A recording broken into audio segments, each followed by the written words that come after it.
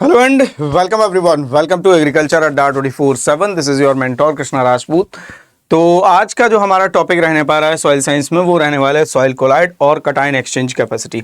तो आज के इस वीडियो में हम डिस्कस करेंगे कि सॉइल कोलाइड क्या होता है, कितने प्रकार के सॉइल कोलाइड होते हैं, कौन सा सॉइल कोलाइड किस सॉइल में पाया जाता है. ठीक है, इसके साथ साथ कटाइन एक्सचेंज कैपेसिटी क्या है, इसकी यूनिट क्या है और कोलाइड में किसकी कटाइन एक्सचेंज कैपेसिटी ज़्यादा होती है और कौन कौन से ऐसे फैक्टर हैं जो कटाइन एक्सचेंज कैपेसिटी को अफेक्ट करते हैं. ठीक है, तो ये एक ऐसा टॉपिक है जो हर एग्रीकल्चर एग्जाम में जिसका एक क्वेश्चन आता ही आता है. ठीक है, तो और एक क्वेश्चन कितनी वैल्यू रखता है ये आपको पता चलता है जब आपका सिलेक्शन 0.5 नंबर से 0.25 नंबर से रुके या 1 नंबर से सिलेक्शन जब रुकता है तब आपको पता चलता है कि इस टॉपिक से भी हमारा कोई ना कोई एक क्वेश्चन सही हो जाता तो जो है सिलेक्शन हमारा हो जाता. तो अगर आप भी सिलेक्शन लेना चाहते हो तो सॉइल साइंस के जितने भी टॉपिक हैं आपको अच्छे से पता होने चाहिए. एटलीस्ट बेसिक्स तो आपको पता ही होने चाहिए. तो चलिए स्टार्ट करते हैं. तो सबसे पहले हम डिस्कस करेंगे soil colloid. Soil colloid basically क्या है. ठीक है, तो स्टार्ट करते हैं फिर. Okay, soil collide. कोलाइड का मतलब होता है ग्लू लाइक स्ट्रक्चर. ठीक है, सॉइल कोलाइड का मतलब क्या होता है, ग्लू लाइक, है ना, चिपचिपा पदार्थ. तो अब सॉइल में कोई ग्लू लाइक कैसे हो सकता है. तो मान लो सैंड तो होती नहीं है, सैंड तो बहुत जब देखा होगा कोर्स होती है, वो चिपचिपी तो होती नहीं है ना. तो ये चिपचिपा कैसे हो सकता है ये हम आपको बताते हैं.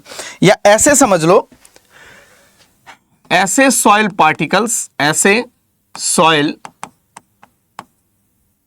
पार्टिकल्स जिनका साइज लेस देन 0.001 मिलीमीटर होता है. ऐसे सॉइल पार्टिकल्स जिनका साइज लेस देन 0.001 मिलीमीटर होता है, उन पार्टिकल्स में क्या पाई जाती है, कोलाइडल प्रॉपर्टी पाई जाती है. और ऐसे पार्टिकल्स को हम लोग क्या बोलेंगे, सॉइल कोलाइड्स बोलेंगे. क्या बोलेंगे, सॉइल कोलाइड्स. तो बहुत आसान है. मतलब कि ऐसे पार्टिकल जिनका साइज लेस देन 0.001 मिलीमीटर होता है, उन सभी सॉइल पार्टिकल्स में क्या पाई जाती है, कोलाइडल प्रॉपर्टी पाई जाती है. और कोलाइडल प्रॉपर्टी पाई जाने से सॉइल में क्या चेंजेस होते हैं, ये सारी बातें हम लोग 1 बाय 1 जो है वो डिस्कस करेंगे. ठीक है, तो ये 2 प्रकार के होते हैं. अगर मैं इनके टाइप की बात करता हूं तो 2 प्रकार के होते हैं ये. First organic collide. फर्स्ट जो है वो है आपका organic collide.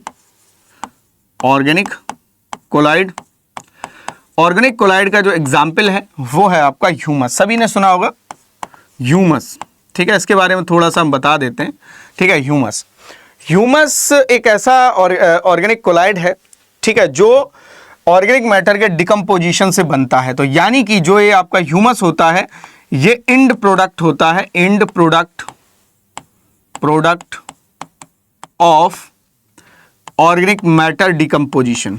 Organic matter decomposition का एंड प्रोडक्ट होता है. ठीक है, डिकम्पोजिशन. एक सेकंड, स्पेलिंग सही कर देता हूं मैं.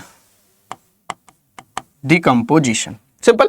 इसको लिग्नोप्रोटीन भी हम लोग कहते हैं. इसको हम क्या कहते हैं, लिग्नोप्रोटीन. और साथ ही साथ में ये डिकम्पोजिशन के प्रति रेसिस्टेंट होता है. मतलब कि इसमें फर्दर डिकम्पोजिशन नहीं होता है. यानी कि अगर एक बार ह्यूमस बन गया, ये भी ऑर्गेनिक है, इसमें भी कार्बन है, इसकी भी कार्बन को अगर ऑर्गेनिक जो कोई भी सॉइल में माइक्रोब्स है वो यूटिलाइज करना चाहे तो वो इसकी कार्बन को यूज नहीं कर सकता, बाकी ऑर्गेनिक मैटर की कर सकता है. ठीक है, क्योंकि भाई देखा जाए तो माइक्रोब्स को क्या चाहिए, कार्बन चाहिए. ठीक है, वो कार्बन कहीं से भी मिले सॉइल में, जहाँ जिस सोर्स से भी उसे मिल रही है.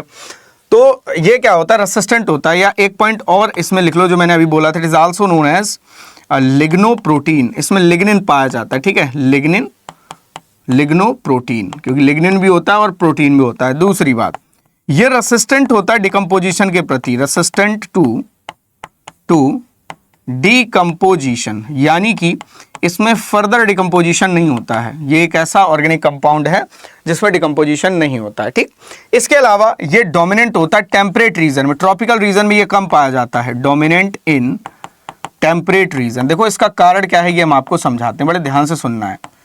टेम्परेट रीजन, इसका कारण हम आपको बताते हैं. ठीक है, देखो इधर देखो ध्यान से. दो रीजन है, एक है आपका ट्रॉपिकल, मान लो हमने कहा ट्रॉपिकल, और एक है टेम्परेट। ठीक है, अब ध्यान से सुनो, ट्रॉपिकल में most of the year temperature ज्यादा रहता है, तो यानी कि जो ट्रॉपिकल रीजन है यहां पर बेटा क्या होगा, टेम्परेचर ज्यादा होगा। ठीक है, टेम्परेट रीजन में क्या होता है, ट्रॉपिकल रीजन में टेम्परेचर ज्यादा, तो यहां पर टेम्परेचर क्या होगा, कम होगा। टेम्परेचर क्या होगा, कम होगा।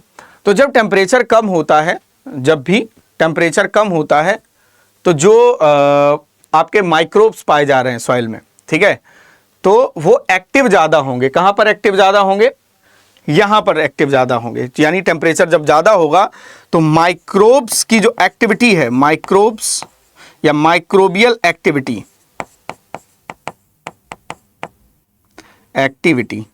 माइक्रोबियल एक्टिविटी क्या होगी, ज्यादा होगी। यहां टेम्परेचर कम होने की वजह से माइक्रोबियल एक्टिविटी कम होती है, माइक्रोबियल एक्टिविटी कम होती है यहां पर। ठीक है, हाँ, माइक्रोबियल एक्टिविटी कम होती है, सिंपल। तो जब माइक्रोबियल एक्टिविटी कम होगी तो यहां पर जो ऑर्गेनिक मैटर का डिकम्पोजिशन है, ओएम का डिकम्पोजिशन है, वो भी क्या होगा, वो भी कम होगा। ठीक है, तो ऑर्गेनिक मैटर में पाए जाने वाले जो न्यूट्रिएंट हैं, जो भी ऑर्गेनिक फॉर्म में पाए जा रहे हैं, ठीक है, वो जल्दी इनऑर्गेनिक फॉर्म में कन्वर्ट नहीं होंगे और जल्दी लॉस नहीं होंगे, तो ये ह्यूमस का फॉर्मेशन करने लगते हैं। ठीक है, इधर देखोगे माइक्रोबियल एक्टिविटी ज्यादा है तो ऑर्गेनिक मैटर इजीली डिकम्पोज हो जाएगा, और ऑर्गेनिक मैटर इजीली डिकम्पोज हो जाएगा तो दैट मींस कि जो भी न्यूट्रिएंट हैं वो इजीली इनऑर्गेनिक फॉर्म में कन्वर्ट हो जाएंगे। तो जब इजीली इनऑर्गेनिक फॉर्म में कन्वर्ट हो जाएंगे तो प्लांट के द्वारा यूटिलाइज कर लिए जाएंगे, वो डिफरेंट प्रोसेस के थ्रू जो है वो लॉस हो जाएंगे। तो यहाँ पर जो है ह्यूमस कम बनेगा, यहाँ पर क्या होगा, ह्यूमस कम बनेगा। तभी हम कहते हैं कि जो डोमिनेंट होता है वो टेम्परेट रीजन में होता है, क्योंकि यहाँ पर ऑर्गेनिक मैटर का डिकम्पोजिशन इतने जल्दी या फास्ट रेट से नहीं होता है। ठीक है, तो ये कुछ पहचान है। और भी एक दो पॉइंट हम लिख देते हैं, यहाँ पर एक दो पॉइंट लिख लेते हैं जिससे कि और भी चीजें समझ में आ जाएं। ठीक है, अब देखो ये बना किसका होता है, ये बड़ा सवाल है। ठीक है, किसका बना होता है, देखो जो ह्यूमस है, लिख लो कंपोजिशन ऑफ ह्यूमस। ठीक है, carbon, hydrogen, oxygen, nitrogen, phosphorus और सल्फर। इसका कार्बन नाइट्रोजन रेशियो जो है, जिसे हम लोग CN रेशियो के नाम से जानते हैं, CN रेशियो, वो कितना होता है ह्यूमस का, तो लिखते तो बेसिकली 10:12:1 है। ठीक है, लेकिन एवरेज अगर देखा जाए तो 10:1 होता है। ठीक है, मतलब कि देखा जाए, हाँ एक सेकेंड, रेशियो, ठीक है, देखा जाए तो इसमें 10 एटम कार्बन के होते हैं, तो एक एटम उसका नाइट्रोजन का होता है 10 के साथ ही। ठीक है, तो 10:1 जनरली हम इसको लिखते हैं। चलिए, अब हम बात करेंगे यहाँ पर इनऑर्गेनिक ह्यूमस की। तो ये आपका हो गया ऑर्गेनिक ह्यूमस। ठीक है, ठीक है, समझ में आ गई बात। तो जहाँ पर वही जो टेम्परेट रीजन है वहाँ पर ह्यूमस जो है वो डोमिनेंट होगा, या टेम्परेट रीजन की जो सॉइल है वहाँ पर ह्यूमस जो है वो डोमिनेंट होगा। ठीक है, चलिए, इसके बाद हम बात करेंगे इनऑर्गेनिक कोलाइड की। देखो इनऑर्गेनिक कोलाइड कितने प्रकार के होते हैं, कई प्रकार के होते हैं, जिसमें सिलिकेट क्ले मिनरल जो है या सिलिकेट क्ले कोलाइड जो है वो इंपॉर्टेंट है आपके एग्जाम के लिए। ठीक है, इनऑर्गेनिक कोलाइड। ठीक है, ध्यान से सुनो, इनऑर्गेनिक कोलाइड कौन कौन से हैं, तो जैसे 2:1 टाइप आते हैं इसमें, है ना, 2:1 टाइप, नॉन एक्सपेंडिंग, एक्सपेंडिंग। ठीक है, 1:1 टाइप आते हैं और 2:1:1 टाइप आते हैं। ठीक है, अब एग्जाम में क्वेश्चन कैसे पूछा जाएगा कि इनमें से बताइए 2:1 टाइप का सिलिकेट क्ले कोलाइड का एग्जाम्पल क्या है, 1:1 का एग्जाम्पल क्या है, 2:1:1 का एग्जाम्पल क्या है, 2:1:1 में जो एक्स्ट्रा लेयर है वो कौन सी है, ब्रूसाइट है, या और भी बहुत सारी चीज़ें आपके एग्जाम में मतलब दी जा सकती हैं या ऑप्शन में दी जा सकती हैं। ठीक है, तो चलिए हम लोग पहले ये डिस्कस कर लेते हैं। ठीक है, तो यहाँ पर सबसे पहले हम डिस्कस करेंगे 1:1 टाइप, 1:1 टाइप। ठीक है, पहला है ना 1:1 टाइप, जिसे हम लोग केओलिनाइटिक टाइप कहते हैं, केओलिनाइटिक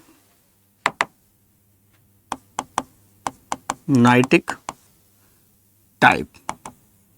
ठीक है, या इसको कहा जाता है लैटिस ग्रुप, लैटिस ग्रुप।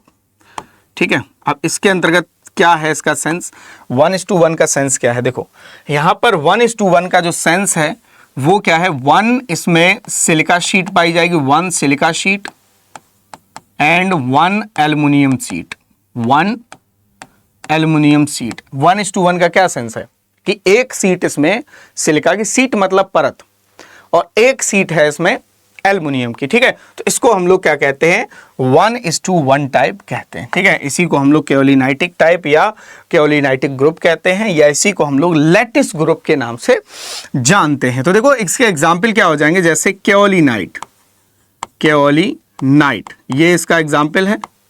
ठीक है, केओलिनाइट। इसके अलावा एनोक्साइड, एनोक्साइड। ठीक है, इसके अलावा नेक्रीसाइट।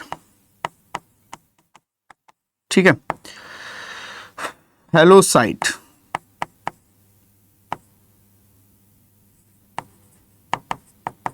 ठीक, इसके अलावा एक और लिख लो, डिकाइट, ऐसे लिखा जाएगा, डिकाइट। ठीक है, ये आपके एग्जाम्पल हो जाएंगे 1:1 के। ठीक है, तो जिसमें सबसे पॉपुलर जो है वो आपका केओलिनाइट है, कि मोस्ट ऑफ द सॉइल में आपका इनमें से ये वाला जो है वो डोमिनेंट होता है। तो इस पूरे ग्रुप को हम लोग क्या कहते हैं, लैटिस ग्रुप कहते हैं, या पूरे ग्रुप को कहा जाता है केओलिनाइटिक ग्रुप। ठीक है, तो ये आपके एग्जाम्पल हो जाएंगे 1:1 के। तो इनऑर्गेनिक का पहला जो है वो आपको क्लियर हो गया होगा कि यहाँ पर 1:1 का क्या सेंस है। तो अब हम बात करेंगे 2:1, 2:2 की, फिर प्रॉपर्टी के बारे में डिस्कस करेंगे। ठीक है, फिर प्रॉपर्टी के बारे में डिस्कस करेंगे 2:1 टाइप। तो इसमें बेटा दो आएंगे, कौन से आएंगे, इसमें दो आएंगे। पहला जो है, एक तो एक्सपेंडिंग टाइप है। ठीक है, 2:1 एक्सपेंडिंग टाइप, एक्सपेंडिंग टाइप मतलब कि फूलने वाला। ठीक है, जिसमें एक्सपेंशन होता है। ठीक है, जैसे ही मॉइस्चर आएगा, इसके मॉइस्चर के कांटेक्ट में आता है, वैसे ही इसमें क्या होने लगती है, स्वेलिंग होने लगती है। ठीक है, तो इसीलिए इसको क्या बोलते हैं, एक्सपेंडिंग टाइप बोलते हैं। ठीक है, तो इसके एग्जाम्पल जो हैं वो आपके हो जाएंगे क्या, पहले मैं आपको इसमें बता देते हैं इसका क्या मतलब है। 2:1 का मतलब है इसमें 2 सिलिका सीट होंगी, 2 सिलिका सीट प्लस एक शीट एल्युमिनियम की होगी, 1 aluminium seat, simple 1 aluminium seat होगी इसमें। ठीक है, तो यहां पर एग्जाम्पल जो हो जाएंगे इसके, तो जैसे मॉन्ट मोरिलोनाइट, मॉन्ट मोरिलोनाइट। ठीक है, वर्मीकोलाइट, वर्मीकोलाइट हो जाएगा, बीडेलाइट हो जाएगा,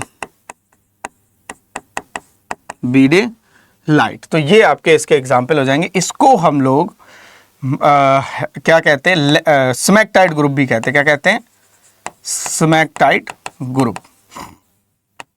इसको स्मैकटाइट ग्रुप भी कहा जाता है। तो आपके एग्जाम में ये पूछा जा सकता है, स्मैकटाइट ग्रुप जो है, इसमें से स्मैकटाइट ग्रुप का जो कोलाइड है वो कौन सा है, एग्जाम्पल कौन सा है उसका। ठीक है, तो बाकी यहाँ पर जो मॉन्ट मोरिलोनाइट दिख रहा है, वर्मीकोलाइट दिख रहा है, बीडेलाइट दिख रहा है, इसमें से सबसे ज्यादा जो एक्सपेंशन होता है वो होता है आपका मॉन्ट मोरिलोनाइट। तो मॉन्ट मोरिलोनाइट जिसमें भी पाया जाएगा उसमें स्वेलिंग और श्रिंकिंग प्रॉपर्टी पाई जाएगी इसकी वजह से। तो ये आपका पाया जाता है कहां पर, ब्लैक सॉइल में। तो लिख सकते हो आप लोग, फाउंड इन ब्लैक सॉइल, काली मृदा में।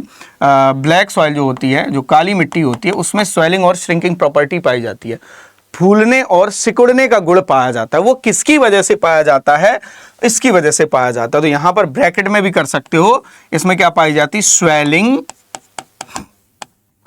And shrinking property, shrinking property, simple. फूलने और सिकुड़ने का गुण किसकी वजह से पाया जाता है, तो इसी की वजह से पाया जाता है इसमें। ठीक है, तो ये आपसे पूछा जा सकता है। अच्छा, एक पॉइंट और यहां पर नोट कर लेना। ठीक है, अभी मुझे याद आ रहा है तो मैं बता देता हूं। ब्लैक सॉइल का जो ब्लैक कलर होता है, ब्लैक कलर, ठीक है, वो किसकी वजह से होता है, ये भी नोट कर लो आप लोग। वो होता है clay humus complex, clay humus complex, humus complex और टिटेनीफेरस मैग्नेटाइट, टिटेनीफेरस मैग्नेटाइट। ठीक है, मैग्नेटाइट, इसकी वजह से इसका कलर जो है वो ब्लैक होता है। ठीक है, स्वेलिंग और श्रिंकिंग प्रॉपर्टी किसकी वजह से पाई जाती है? ये ब्लैक सॉइल की कुछ खास बातें हैं जो इसको खास बनाती हैं। ठीक है, और ब्लैक सॉइल का में स्वेलिंग और श्रिंकिंग प्रॉपर्टी किसकी वजह से पाई जाती है? इस कोलाइड की वजह से। और साथ में बी होराइजन, इसमें बी होराइजन बी संस्तर, ठीक है, वो इसमें नहीं पाया जाता, ये भी नोट कर लेना। वो स्वेलिंग और श्रिंकिंग प्रॉपर्टी की वजह से ही होता है ना। ये इल्यूविएशन नहीं हो पाता उसमें, इल्यूविएशन, जिसकी वजह से इसमें बी होराइजन जो है डेवलप नहीं होता है। ठीक है, तो ये आपके एक्सपेंडिंग टाइप हो गए। अब हम बात करेंगे नॉन एक्सपेंडिंग टाइप। ठीक है, अच्छा एक चीज और याद रखना, कभी कभी ये पूछा जाता है लिमिटेड एक्सपेंडिंग टाइप कौन सा है? तो यहां पर जो ये वर्मीकुलाइड लिखा हुआ है, ये क्या है? लिमिटेड एक्सपेंडिंग टाइप है, लिमिटेड एक्सपेंडिंग टाइप है ना। इसमें जो एक्सपेंशन होता है वो लिमिटेड होता है। समझ में आ गई बात? तो ये कुछ चीजें हैं जो आपको पता होनी चाहिए। तो आई थिंक आप लोगों को समझ में आ गया होगा यहाँ तक। अब हम बात करेंगे 2:1 नॉन एक्सपेंडिंग की, 2:1 नॉन एक्सपेंडिंग। ठीक है, तो यहाँ पर लिख लो आप लोग 2:1 नॉन एक्सपेंडिंग टाइप, यानी कि इसमें जो है ये बिना फूलने सिकुड़ने वाले, मतलब बिना फूलने वाले। ठीक है, इसमें स्वेलिंग और श्रिंकिंग प्रॉपर्टी नहीं पाई जाती है। समझ मेरी बात? तो 2:1 का सेंस क्या है यहाँ पर? यानी कि 2 सिलिका शीट है, 2 सिलिका शीट प्लस एक जो है वो एक एल्युमिनियम शीट है। एक चीज और अभी हम आपको बताएंगे, जैसे अमोनिका लाइन का फिक्सेशन 2:1 में कैसे होता है, ये भी हम आपको अभी बताएंगे। ठीक है, तो चलिए पहले इसको क्लियर कर लेते हैं। इसमें आपका आ जाएगा इलाइट, सॉरी हाँ ठीक है, इलाइट हाइड्रस माइका एंड हाइड्रोबायोटाइट।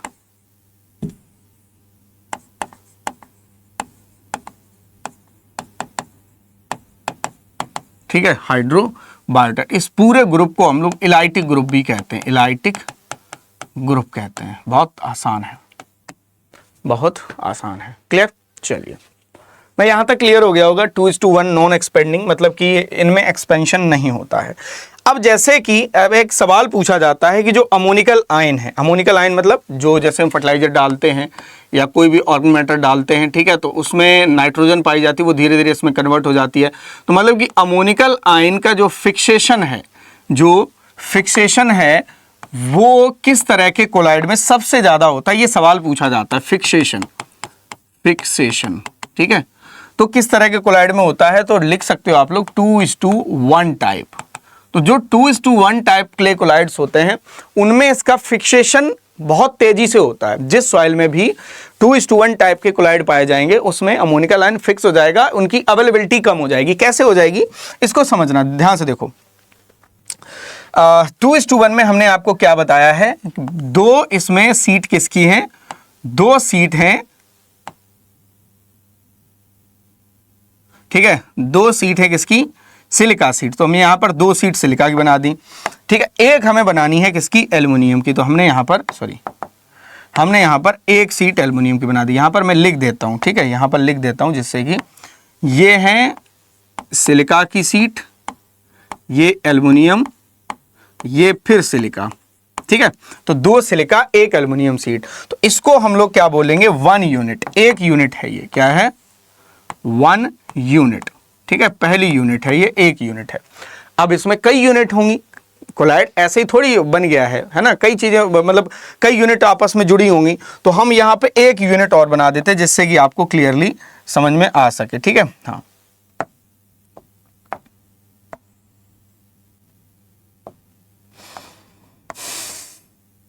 देखो यहां पर दूसरा क्या है? दूसरी यूनिट है ये। यहां पर क्या होगा? एक सीट ये सिलिका की होगी, ये वाली सीट एल्युमिनियम की होगी, यहां पर फिर सिलिका की होगी, यही होगा। अब देखो ये दूसरी यूनिट है, ध्यान से देखना, ध्यान से समझना। ये क्या है? सेकंड यूनिट है। तो ये आपस में क्या है? आपस में जुड़ी होंगी।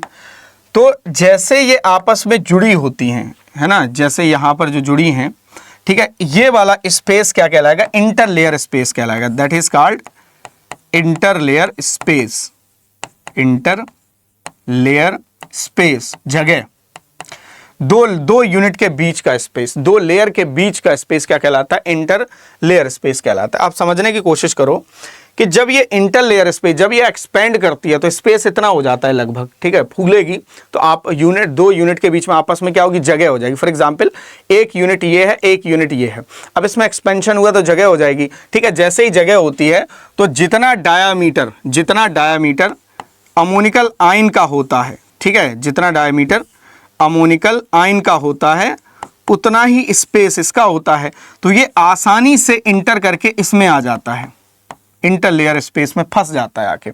मान लो ये दो कोलाइड है, ठीक है, अब इसमें एक्सपेंशन हुआ और अमोनिकल आयन आया और इसमें आके फंस गया। अब न तो ये किसी के द्वारा एक्सचेंज हो सकता है, ये ऑटोमेटिकली निकलेगा, बहुत समय के बाद निकलेगा, जब एक्सपेंशन और होगा तो धीरे धीरे ये निकलेगा।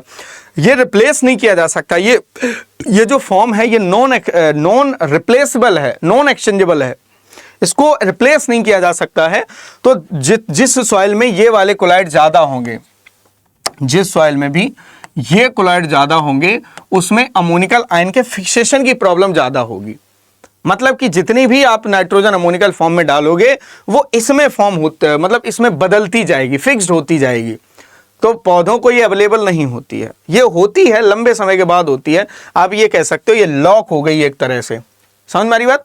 तो ये भी थोड़ा सा रिस्क रहती है, जब ये कोलाइड किसी सॉइल में ज़्यादा होते हैं तो उसमें अमोनिकल आयन की फिक्सेशन की प्रॉब्लम बढ़ जाती है। इवन कैल्शियम की भी बढ़ जाती है, पोटेशियम की भी बढ़ जाती है, क्योंकि वैसे ही जैसे अमोनिकल आयन बिहेव कर रहा है वैसे ही पोटेशियम आयन और कैल्शियम आयन भी बिहेव करते हैं। जनरली कटाइंस जो है वो इसमें आके फंस जाते हैं आके। समझ गए होगे आई थिंक, अब आपको क्लियर हो गया होगा यहाँ पर पॉइंट। चलिए, तो यहाँ पर हमने समझा 2:1 एक्सपेंडिंग टाइप क्या है, ठीक है, नॉन एक्सपेंडिंग टाइप क्या है, दोनों के एग्जाम्पल हमने समझे, किस ग्रुप को किस क्या नाम दिया गया है।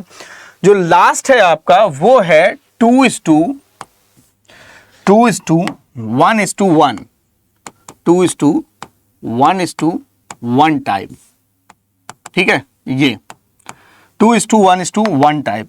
इसमें जो यहाँ पर लिखा हुआ है इसको हम ऐसे भी लिख सकते हैं 2:2 टाइप, ठीक है, इसको ऐसे भी लिखा जा सकता है, कोई दिक्कत वाली बात नहीं है, कोई दिक्कत वाली बात नहीं है। समझना आप इसको। देखो, तो इसमें देखो 2 सीट सिलिका की है, no doubt, 2 silica seat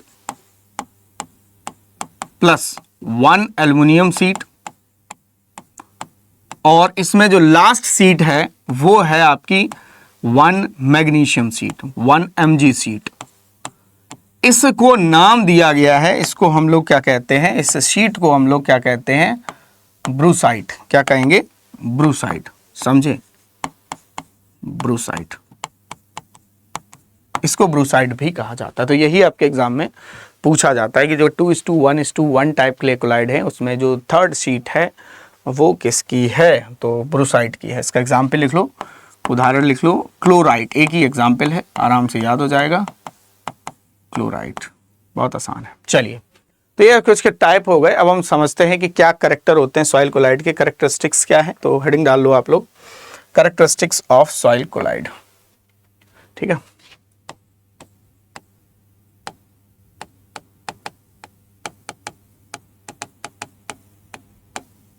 soil collide,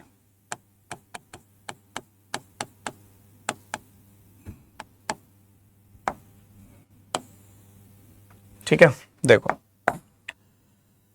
क्या कैरेक्टरिस्टिक्स हैं सॉइल कोलाइड के, जिसमें सबसे पहला जो है वो है आपका ब्राउनियन मूवमेंट।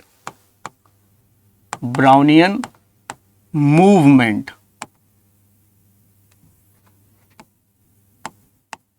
इसे हम हिंदी में कहेंगे ब्राउनियन गति। ब्राउनियन मूवमेंट को हिंदी में क्या कहेंगे? ब्राउनियन गति कहा जाता है। अब ये ब्राउनियन मूवमेंट क्या है? देखो, ब्राउनियन मूवमेंट जो है वो दिया था रॉबर्ट ब्राउन ने, तो उनके ही नाम पे, उन्होंने ही अपने नाम पे रख लिया इसको। इस मूवमेंट को हम लोग क्या कहेंगे? ब्राउनियन मूवमेंट कहेंगे। तो गिवन बाय रॉबर्ट ब्राउन, ठीक है। अब ये होता क्या है इसको समझते हैं। ये इतने छोटे पार्टिकल होते हैं कि ये सॉइल सॉल्यूशन के साथ इजिली मूव कर सकते हैं, सॉइल में जो वाटर प्रेजेंट है उसके साथ इजिली मूव कर सकते हैं। इस मूवमेंट को नाम दिया गया ब्राउनियन मूवमेंट। मतलब कि सॉइल में जो वाटर प्रेजेंट है उसके साथ साथ अगर सॉइल कोलाइड भी मूव कर रहे हैं, इट मींस सॉइल कोलाइड में भी ब्राउनियन मूवमेंट पाया जाता है। तो ऐसे पार्टिकल्स जिनका साइज लेस देन 0.001 मिलीमीटर होता है, उन सभी पार्टिकल्स में ब्राउनियन मूवमेंट पाया जाएगा। सब में सब आसानी से सॉइल वाटर के साथ मूव कर सकते हैं, इसी को तो हमने कहा है, ठीक। और ब्राउनियन मूवमेंट जो है, जब सॉइल कोलाइड आप आपस में एक जगह से दूसरी जगह मूव कर सकते हैं तो ये फ्लॉकुलेशन के लिए रिस्पॉन्सिबल हो जाएंगे। मतलब कि ये सॉइल के ग्रुप बनाने में मदद करेंगे। तो ये लिख सकते हो रिस्पॉन्सिबल फॉर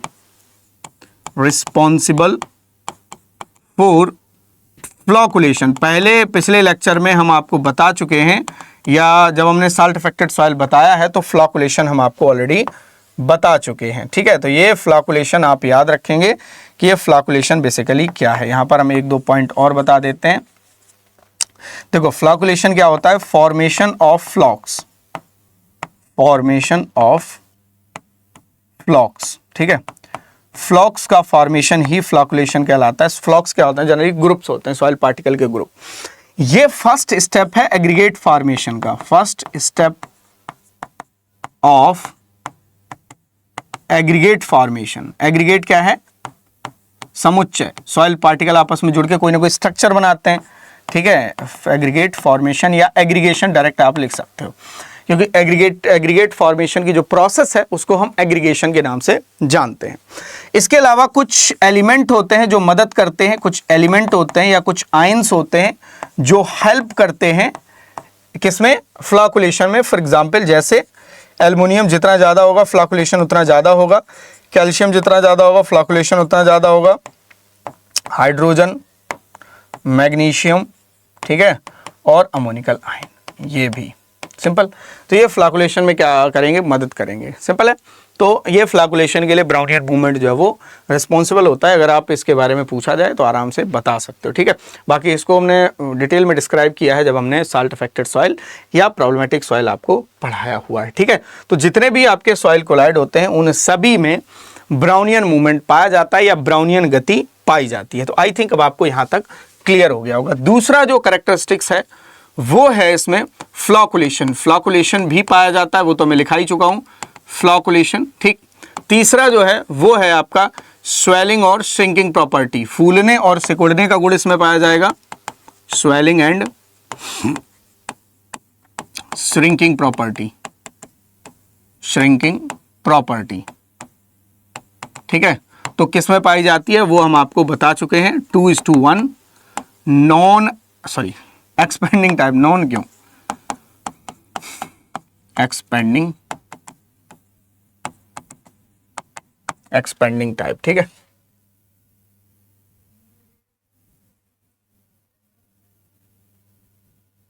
ठीक है, यहां पर स्पेलिंग सही कर लो एक्सपेंडिंग की, यहां पर ई बनेगा, ठीक है। मुझे लग ही रहा था कहीं ना कहीं मिस्टेक है, ये एक्सपेंडिंग हो गया, और यहां पर भी यहां सही कर लो, स्पेलिंग सही कर लो, ठीक है। ई बनेगा यहाँ पे एक्सपेंडिंग, ठीक। तो जो है वो आपका क्या हो जाएगा यहाँ पर, मतलब ये 2:1 एक्सपेंडिंग टाइप में स्वेलिंग और श्रिंकिंग प्रॉपर्टी पाई जाएगी। इसके अलावा एडेजन और कोहेजन पाया जाएगा। एडेजन और कोहेजन लिख लो, fourth adhesion and cohesion, and last one is plasticity,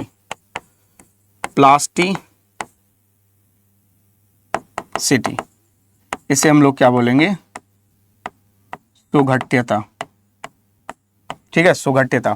plasticity का मतलब क्या होता है कि जब सॉइल वेट होती है तो उसे किसी भी स्ट्रक्चर में ढाला जाए, इट मींस वो प्लास्टिक है।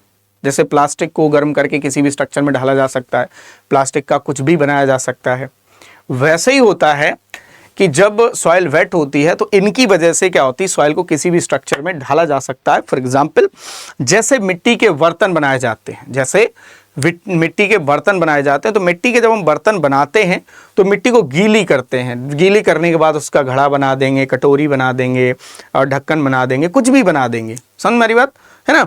खिलौने भी बनाए जाते हैं, बचपन में भी आपने खिलौने बनाए होंगे। तो जिसमें भी देखो जिसमें भी ऐसी सॉइल जिसमें एटलीस्ट 15% सॉइल कोलाइड है, सॉइल कोलॉइड, ठीक, उसमें क्या पाई जाएगी, प्लास्टिसिटी पाई जाएगी, उस सॉइल में क्या पाई जाएगी, प्लास्टिसिटी पाई जाएगी। बहुत आसान है इसको समझना, ठीक है। मतलब एटलीस्ट 15% सॉइल कोलाइड होने चाहिए। जिस सॉइल में सॉइल कोलाइड नहीं है उसको किसी भी स्ट्रक्चर में आप नहीं डाल सकते हो, ठीक है। दूसरी चीज, प्लास्टिसिटी कब पाई जाएगी, जब वेट और मॉइस्ट होती है soil, wet and moist soil. समझ, इतना तो कॉमन सेंस हो गई यार, इतना तो कॉमन सेंस हो गई, तो बात हो गया आसान, क्लियर। तो ये कुछ कैरेक्टरिस्टिक्स हैं जो आपको पता होने चाहिए, जो कि पूछे जाते। अच्छा हाँ, एक चीज और, जैसे आपने ईंट के भट्टे देखे, ईंट के भट्टे देखे होंगे, बिल्कुल घर बने होते हैं। अब ये मत कहना कि सर हमको नहीं पता, है ना। जहाँ पर ईंट पकाई जाती है, ठीक है, पहले कच्ची बनाई जाती है, उसको सेप दिया जाता है, फिर उसको सुखाया जाता है, फिर इसको ईंट के भट्टों में, ब्रिक लेंस में उसे गर्म किया जाता है। अब उस ईंट को तब तक, उस ब्रिक को तब तक हम हीट प्रोवाइड करते हैं जब तक कि उसकी स्वेलिंग और श्रिंकिंग प्रॉपर्टी खत्म नहीं हो जाती। तो अगर आपसे ये भी पूछा जाए कि ईंट को क्यों पकाया जाता है ना, ईंट के भट्टों में ईंट को क्यों पकाया जाता है, तो कारण उसकी स्वेलिंग और श्रिंकिंग प्रॉपर्टी को खत्म करने के लिए। नहीं तो क्या होगा कि जब हम कच्ची मिट्टी का घर बनाएंगे या कच्ची मिट्टी की ईंट का घर बनाएंगे, या कच्चा घर होता था पहले, तो जब तेज बरसात होती थी, लगातार 4-5 दिन 10 दिन बरसात हो रही है, तो जो मिट्टी होती थी, जो चिकनी मिट्टी, वो फूलने लगती थी। जब फूलने लगती थी तो घर के गिरने का चांस जो है वो बढ़ जाता है। तो कई घर ढह जाते थे, कई लोग दब के मर जाते थे, ठीक है। तो फिर पक्की ईंट बनाई जाने लगी, सिंपल सी बात है। तो उसकी स्वेलिंग और श्रिंकिंग प्रॉपर्टी को खत्म करने के लिए जनरली ईंट को गर्म किया जाता है, ईंट को पकाया जाता है, ठीक है। चलिए अब हम बात करेंगे यहां पर नेक्स्ट टॉपिक की, जो कि आपके थंबनेल में यहां पर दिया हुआ है, दैट इज कटाइन एक्सचेंज कैपेसिटी। कटाइन मतलब होता है positive charge ion, positive charge, simple.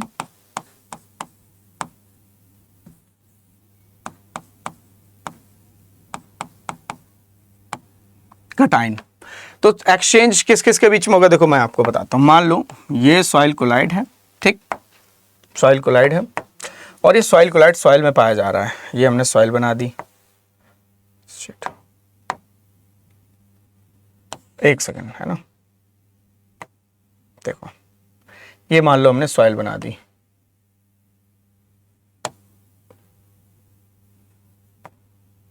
ठीक है। सॉइल में सॉइल पार्टिकल होंगे, ये हमने सॉइल पार्टिकल बना दिया। इसके ऊपर मान लो कटाइन प्रेजेंट है, मान लो कैल्शियम है, यहां पर क्या है, एडजॉर्ब है कैल्शियम, ये कोलॉइड है, ठीक है, अब समझना। और बाकी का क्या है, सॉइल सॉल्यूशन है, सॉइल सॉल्यूशन। सॉइल सॉल्यूशन में क्या होगा, सॉइल सॉल्यूशन में क्या होगा, soil water, water plus ions. Exchange, exchange किस किस के बीच में, सॉइल सॉल्यूशन के बीच में। तो यहां पर मैंने सॉइल सॉल्यूशन लिख दिया, ठीक है। तो सॉइल सॉल्यूशन से कोलाइड के बीच में कटाइन का एक्सचेंज ही कटाइन एक्सचेंज कैपेसिटी कहलाता है। जितना ज्यादा इन दोनों के बीच में एक्सचेंज होगा, उतनी ही ज्यादा उस सॉइल की कटाइन एक्सचेंज कैपेसिटी होगी। अब इसको और कैसे समझ सकते हो, या हम इसको डायरेक्टली बोल सकते हैं, सॉइल की वो कटाइन होल्डिंग कैपेसिटी, कटाइन की सॉइल की कटाइन को होल्ड करने की कैपेसिटी ही क्या कहलाती है, कटाइन एक्सचेंज कैपेसिटी कहलाती है। तो हम यहां पर लिख सकते हैं the capacity of soil, the capacity of soil to hold the cations, cations held the cations is known as cation exchange capacity. जितना ज्यादा सॉइल कटाइन को होल्ड करेगी, रोकेगी, उतना ही ज्यादा उसकी एक्सचेंज कैपेसिटी होगी। सिंपल सी बात है, जितना ज्यादा सॉइल कोलाइड के ऊपर कटाइन होगा, उतना ही ज्यादा एक्सचेंज हो सकता है सॉइल सॉल्यूशन के द्वारा, ठीक है। इसकी जो यूनिट होती है, यूनिट वो होती है सेंटीमोल, सेंटीमोल प्रोटॉन पर केजी, सेंटीमोल प्रोटॉन पर केजी इसकी यूनिट होती है। ठीक है, अब एग्जाम में सवाल कैसे आएगा, या तो सवाल आ सकता है फैक्टर से, ठीक है, या तो फैक्टर से सवाल पूछा जा सकता है, या इसका सवाल एग्जाम्पल पूछा जा सकता है एग्जाम्पल से रिलेटेड। ठीक है, तो हम आपको पहले इसके एग्जाम्पल्स बता देते हैं किसकी कितनी कटायन एक्सचेंज कैपेसिटी होती है। ठीक है, फिर हम आपको फैक्टर्स बता देंगे। जैसे ह्यूमस की सबसे ज्यादा होगी, हाईएस्ट 100 से 300 सेंटीमोल प्रोटॉन पर केजी। ठीक है, फिर होती है वर्मीकुलाइट की 100 से 200। ठीक है, फिर होती है मोंटमोरिलोनाइट की, याद कर लेना इसको, 80 से 100। ठीक है, फिर होती है क्लोराइड की, ठीक है, 20 से 15 से 40 लिख लो। ठीक है, फिर होती है इलाइट की, उससे कम होती है इलाइट की 10 से 40। फिर होती है सबसे कम होती है केओलिनाइट की, इधर कितनी होती है 3 से 15। ठीक है, तो ये कुछ एग्जाम्पल हैं। ठीक है, और मतलब इनकी आपको याद करनी पड़ेगी। तो सबसे ज़्यादा जो हाईएस्ट कटायन एक्सचेंज कैपेसिटी है वो ह्यूमस की है, ये आपसे पूछा जाए तो बता देना। ठीक है, और ह्यूमस क्या है, ऑर्गेनिक कोलाइड है, तो ये ऑर्गेनिक कोलाइड में ऑर्गेनिक, ठीक है, ऑर्गेनिक कोलाइड में सबसे ज़्यादा इसकी है, इनऑर्गेनिक कोलाइड में सबसे ज़्यादा वर्मी कोलाइड की है। तो सवाल देख लेना कि आपसे क्या पूछा जा रहा है। अगर आपसे पूछा गया है कि इनऑर्गेनिक कोलाइड में सबसे ज़्यादा कटायन एक्सचेंज कैपेसिटी किसकी होगी, तब वर्मीकुलाइट आप लगाओगे यहाँ पर, तब क्या लगाओगे, वर्मीकुलाइट लगाओगे। तो आई थिंक अब आपको यहाँ तक क्लियर हो गया होगा। चलिए आप इसके कुछ हम फैक्टर समझ लेते हैं। फैक्टर्स तो हेडिंग डाल सकते हो आप लोग, फैक्टर्स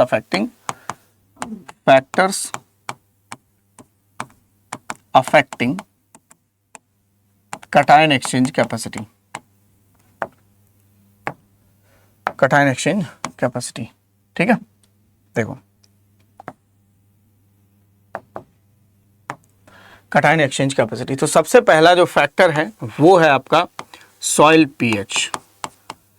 सॉइल पीएच, अगर सॉइल का पीएच ज्यादा है, हाई, ठीक है, तो कटायन एक्सचेंज कैपेसिटी ज्यादा होगी, सीईसी क्या होगी, ज्यादा। जैसे जैसे सॉइल का पीएच बढ़ता है वैसे वैसे कटायन एक्सचेंज कैपेसिटी बढ़ती है। ठीक है, लो पीएच है, लो पीएच, तो उसकी कटायन एक्सचेंज कैपेसिटी क्या होगी, कम, मतलब कि वो सॉइल कम होल्ड कर पाएगी कटाइंस को अगर उसका सॉइल पीएच कम है। ठीक है, दूसरा पॉइंट,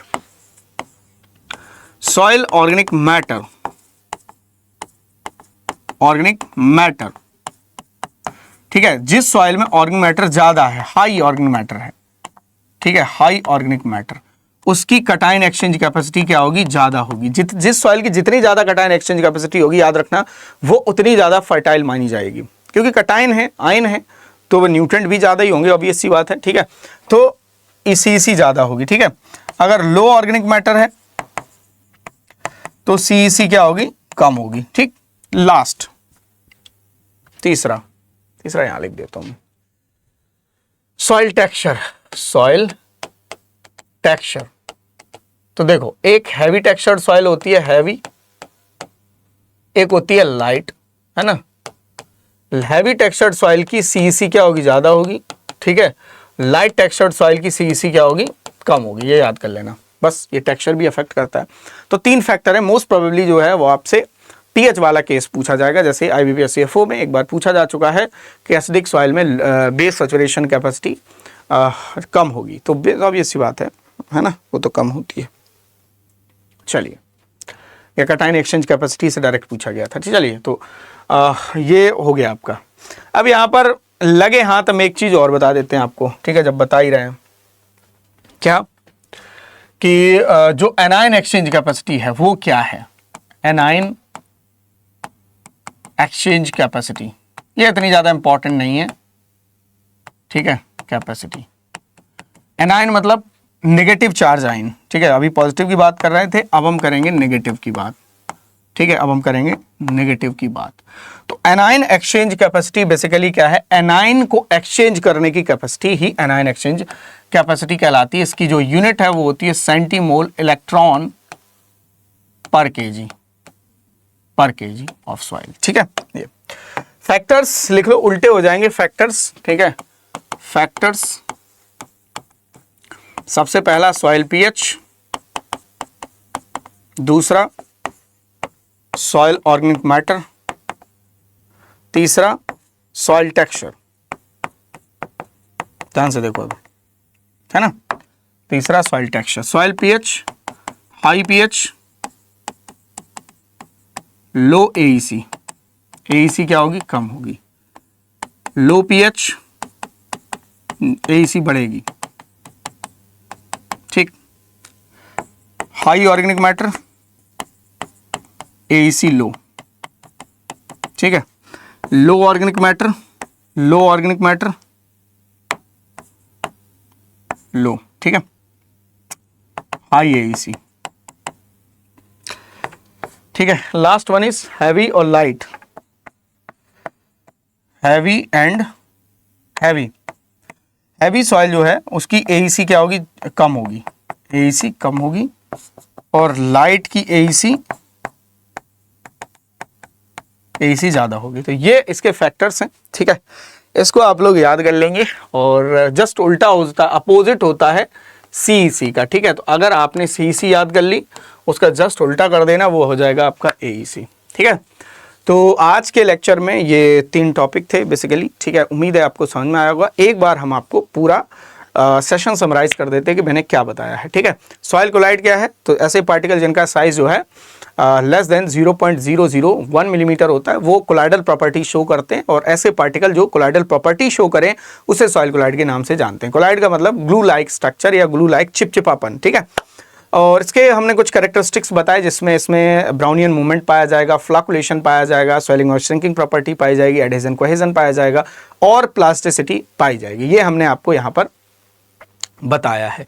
इसके अलावा हमने आपको इसमें टाइप बताए हैं। 1:1 टाइप के एग्जाम्पल याद कर लेना। इसका मतलब क्या है, 2:1 टाइप के एग्जाम्पल्स, मतलब 2:1:1 के एग्जाम्पल्स और टाइप। ठीक है, इसके बाद हमने आपको कटायन एक्सचेंज कैपेसिटी बताया क्या होती है, कौन कौन से फैक्टर इसको अफेक्ट करते हैं, किसकी कितनी कटायन एक्सचेंज कैपेसिटी होती है, ये बताया है।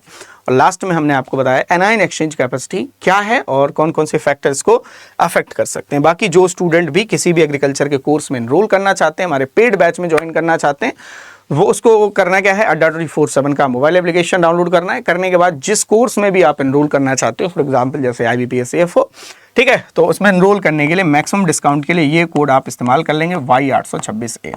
इससे क्या होगा, आपको मैक्सिमम डिस्काउंट जो है वो हर बैच पे, हर एग्रीकल्चर के बैच पे मिल जाएगा।